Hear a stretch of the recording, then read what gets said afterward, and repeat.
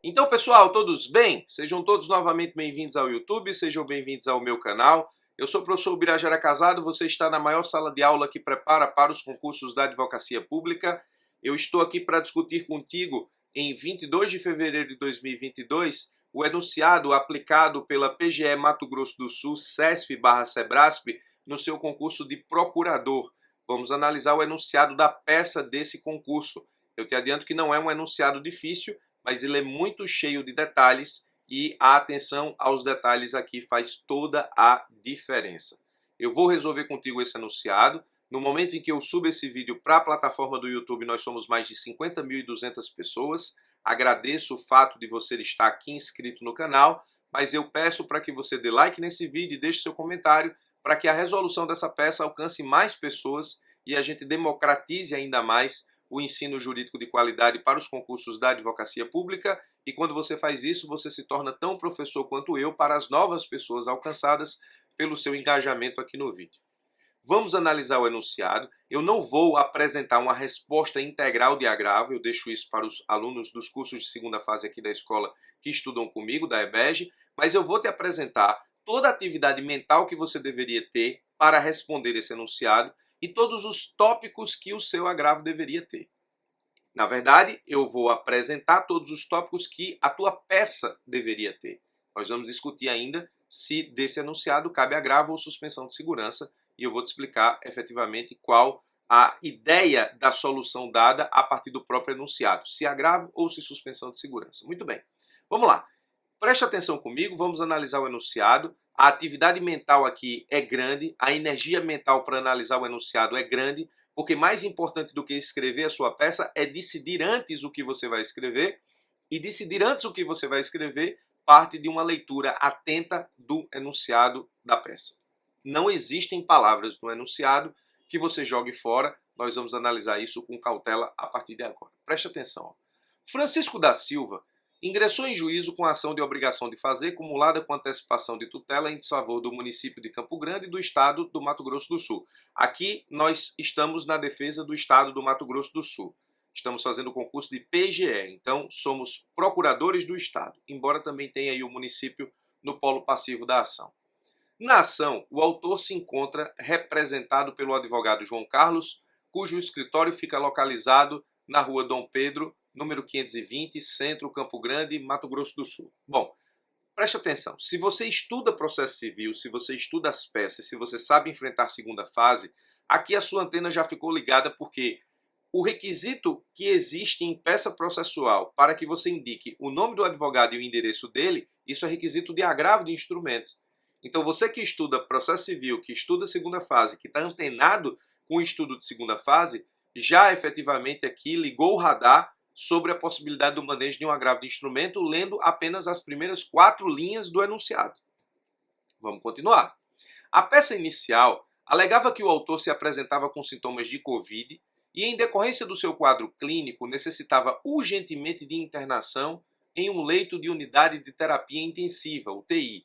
O autor alegava ainda que, devido ao elevado número de pessoas infectadas com o vírus, toda a rede pública de saúde municipal e estadual se encontrava sem disponibilidade de leito de UTI e, por esse motivo, requeria a concessão de liminar antecipatória de tutela para determinar sua internação na rede hospitalar particular às expensas dos requeridos. Ou seja, o enunciado não diz como ele prova essas alegações, mas ele alega estar com Covid, alega que o Estado e o município não possuem UTI disponíveis para atendê-lo e ele pede a antecipação de tutela para que ele seja internado às custas de Estado e município na rede privada de saúde, a partir, nesse caso, da sua internação via leito de UTI privado. Ou seja, ele está pedindo para que Estado e município paguem a sua internação em rede privada de saúde. Não diz aqui como ele prova o quadro de Covid, não diz também como ele prova que não existe UTI no poder público, estadual, municipal, disponível para o seu atendimento, a sua internação. Parágrafo 2º. O feito foi distribuído para a 2ª Vara da Fazenda Pública da comarca de Campo Grande e estava sendo processado via processo judicial eletrônico PJE. Se você é daqueles que estuda a segunda fase tem base, já se ligou aqui também que o agravo de instrumento, quando o processo é eletrônico, ele dispensa o instrumento. mas não dispensa a indicação do advogado e do seu endereço, como está lá no parágrafo 1º. Mas dispensa a formação do instrumento porque o processo é eletrônico. Não faz sentido ter que formar instrumento em processo eletrônico quando todas as peças obrigatórias estão no processo eletrônico. Então, sua antena ligou de novo aqui para a possibilidade do agravo. Mas vamos continuar. Ao despachar inicial, o juízo justificou que estariam presentes todos os pressupostos para a concessão da liminar pretendida e, por esse motivo, determinou que os requeridos promovessem a internação do autor em UTI de rede particular de saúde, às expensas deles, ou seja, Estado e município, até o completo restabelecimento do autor no prazo de 24 horas, sob pena de multa no valor de 5 mil por dia de atraso. Primeiro, o juiz aqui concedeu a liminar não para que o Estado, nesse caso, promova a internação do autor em UTI pública e, se não tiver, ele pague uma UTI privada. Não foi essa a decisão. Ele mandou pagar uma UTI privada. Perceba que o juiz aqui ele não deu um cumprimento, não deu uma obrigação de fazer alternativa para o Estado e município. Olha, se tiver UTI pública disponível, interne. Se não tiver, pague a internação no UTI privada. Não disse isso, ele mandou internar em UTI privada. Aí, mandou cumprir isso em 24 horas, que é prazo exíguo para o cumprimento de uma obrigação de fazer, especialmente levando em conta a burocracia, a natural burocracia do Estado, sob pena de multa de 5 mil reais por dia de atraso. Então, o prazo exíguo e multa alta. Presta atenção.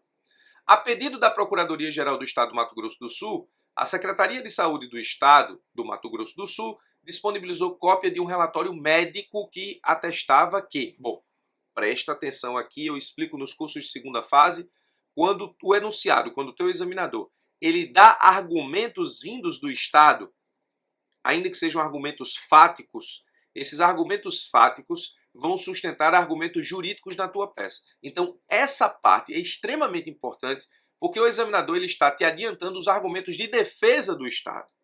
Aí ele disse o seguinte, ó, o relatório diz que o paciente Francisco da Silva havia sido atendido em hospital da rede pública, onde fora diagnosticado com Covid, então o Covid, beleza, é ponto incontroverso, mas que ele apresentava sintomas leves e seu estado de saúde sequer era de caso de internação.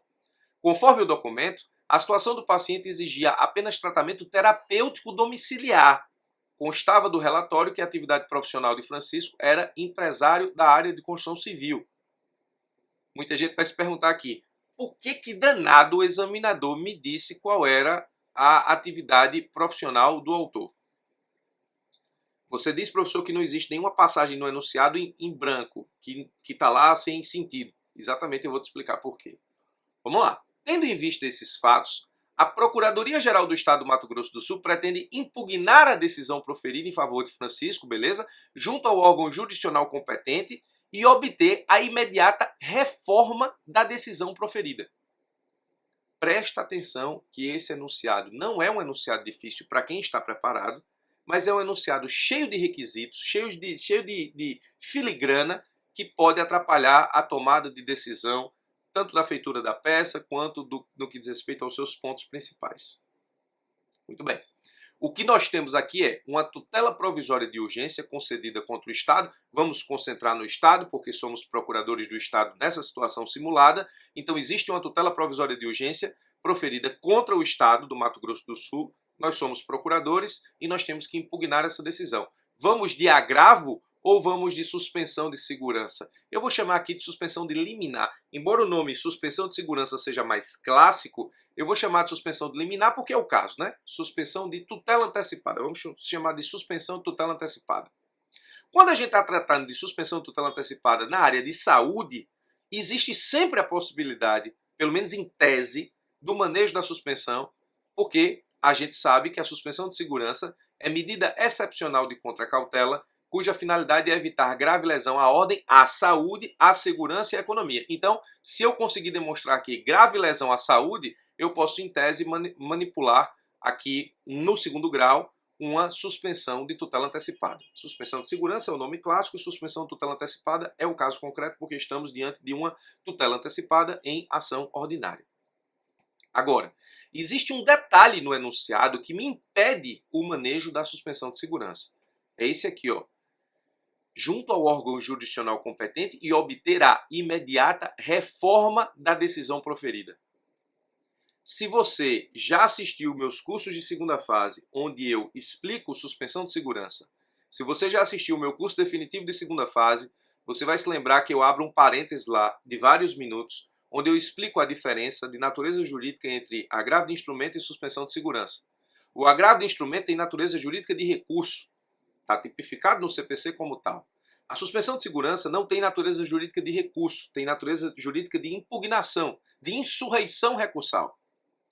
E aí, nesse caso, como nós temos uma impugnação que não tem natureza jurídica de recurso, nós não temos na suspensão de segurança o efeito de todo o recurso, que é a reforma da decisão. A suspensão de segurança não reforma a decisão. O agravo de instrumento, ele tem dois objetivos: reformar a decisão e, até que isso aconteça, suspender a eficácia da decisão. Por isso que a gente pode apresentar aqui um agravo de instrumento com pedido de efeito suspensivo recursal. A suspensão de segurança não. Ela só tem como efeito suspender os efeitos da decisão na tutela de urgência que contraria os interesses da Fazenda.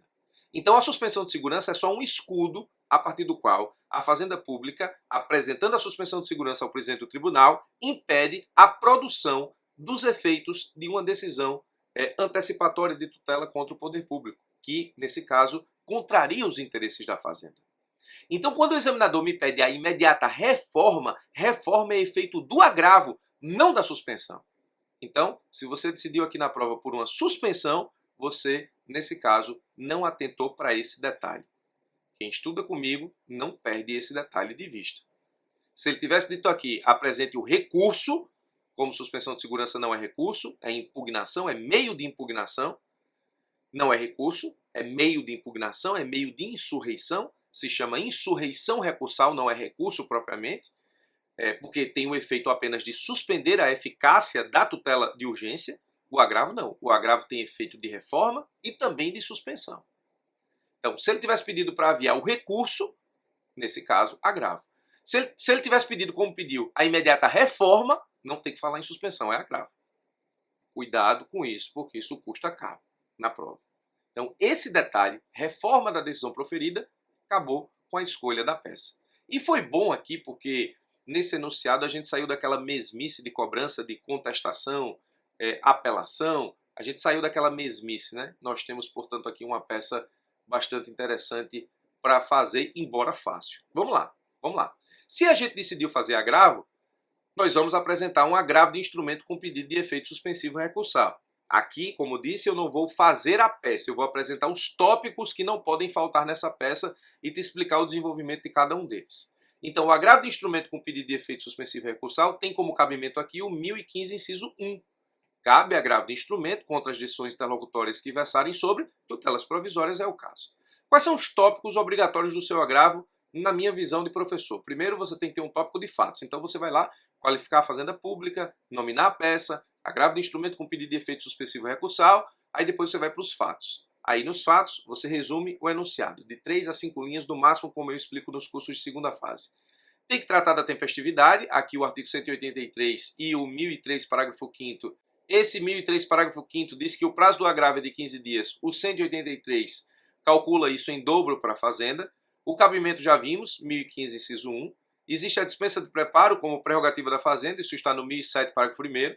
O instrumento é dispensado nos termos do parágrafo 5º do 1015, porque os autos são eletrônicos, mas eu preciso informar lá o nome do advogado e o seu endereço, porque é requisito do agravo de instrumento, embora o instrumento, nesse caso, parágrafo único 1015, autos eletrônicos estejam dispensados da sua formação, não faz sentido eu ter que formar instrumento em processo eletrônico. Esses são os tópicos que são formais no teu agravo. Fatos, tempestividade, cabimento, dispensa de preparo, instrumentos. No mérito, bom, qual é o mérito do agravo aqui? Houve uma tutela de urgência antecipatória, satisfativa, mandando com que o Estado internasse em 24 horas o Francisco da Silva em uma UTI da rede privada. Foi concedida, portanto, uma tutela provisória. Foi concedido, portanto, uma tutela de urgência.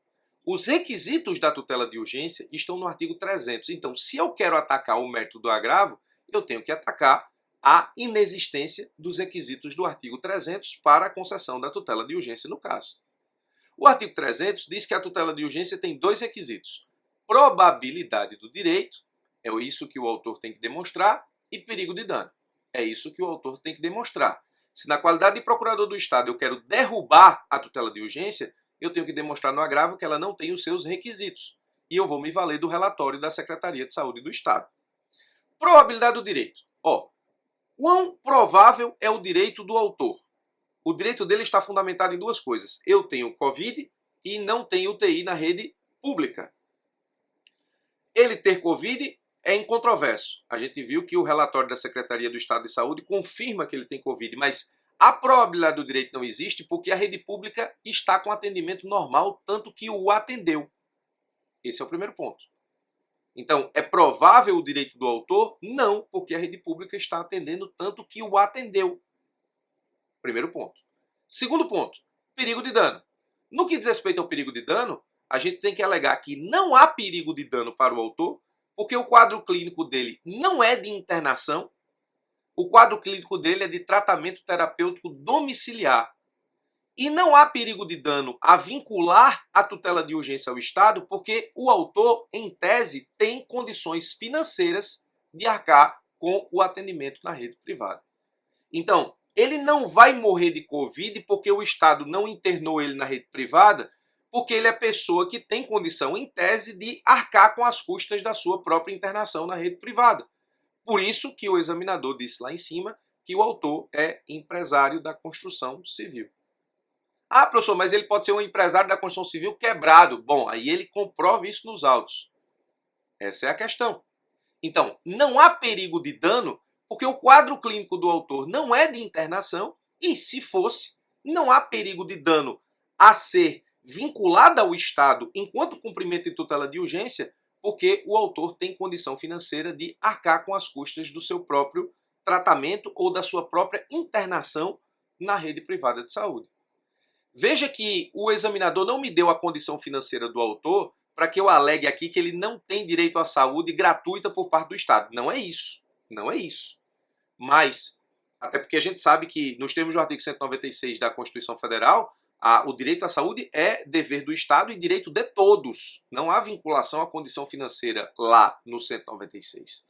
Mas a condição financeira dele aqui, pelo menos, não vincula o perigo de dano ao seu quadro clínico ao cumprimento da tutela de urgência por parte do Estado, porque, em tese, ele pode arcar com a sua própria internação. Não existe passagem no enunciado gratuita. Muita gente, absoluta certeza, não fez nada com a informação de que ele é empresário da área da construção civil, ou, nesse caso, disse que o Estado não tinha a obrigação de cumprir a tutela porque ele é pessoa de posse. O que não tem nada a ver uma coisa com outra a princípio, porque o cumprimento da tutela de urgência no que diz respeito à saúde não está vinculada, em tese, a princípio, à condição financeira daquele que provoca o Poder Judiciário e pede efetivamente uma internação em UTI, em um hospital privado. Muito bem, vamos lá. É tanto que se essa pessoa procura um hospital privado, não tem plano de saúde, não tem condições de arcar com a sua própria internação e ela precisa de tratamento de urgência, o hospital ele é obrigado a internar e buscar da rede pública ou do Estado o pagamento por aquele tratamento, por aquela internação. Mas é outro caso, não é o caso do enunciado. Vamos lá.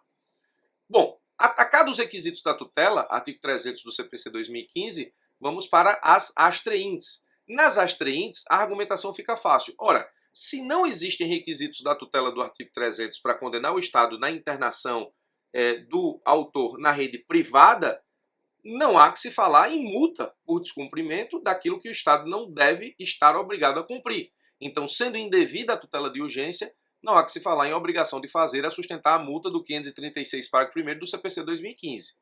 Aqui você poderia colocar para complementar. Pode estar no espelho de correção do examinador essa segunda parte ou não.